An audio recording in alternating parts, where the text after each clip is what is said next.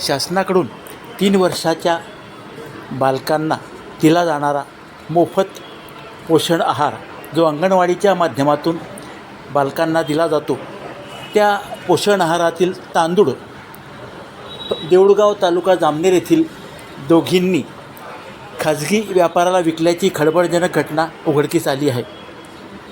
हा तांदूळ घेणारा व्यापारी फत्तेपूर येथील आहे. फत्तेपूर पोलिसांनी गटविकास अधिकाऱ्यांशी याबाबत चर्चा केली.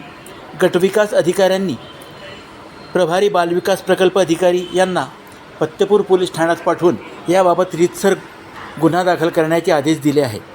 तसे पाहिलं तर लहान मुलांच्या घशातला तोंडात जाणारा तांदूळ कोणी परस्पर विकत असेल तर ते फार मोठे गुन्हा आहे, असे व्हायला नको. मात्र गेल्या काही दिवसापासून असा तांदूळाचा किंवा अन्य पोषण आहाराचा अपहार होत असल्याच्या घटना वेळोवेळी उघडकीस येत आहेत. देऊळगाव येथील या प्रकरणात कर्मचारीच सहभागी असल्याचे जेव्हा लक्षात आले तेव्हा ग्रामस्थांनी तत्काळ फत्तेपूर पोलिसांशी संपर्क केला. फत्तेपूर पोलिसांनी देखील तत्काळ त्या व्यापाऱ्याला ताब्यात घेऊन त्याची चौकशी केली आणि सत्य काय ते बाहेर आणले. अशा घटना वारंवार घडत असल्यामुळे तालुका प्रशासनाने याकडे लक्ष देणे गरजेचे आहे. अंगणवाडीचा पोषण आहार असो किंवा स्वस्त धान्य दुकानातील धान्य असो, तो खाजगी बाजारात विकला जाऊ नये याची दक्षता सर्वच विभागांनी घेणे गरजेचे आहे.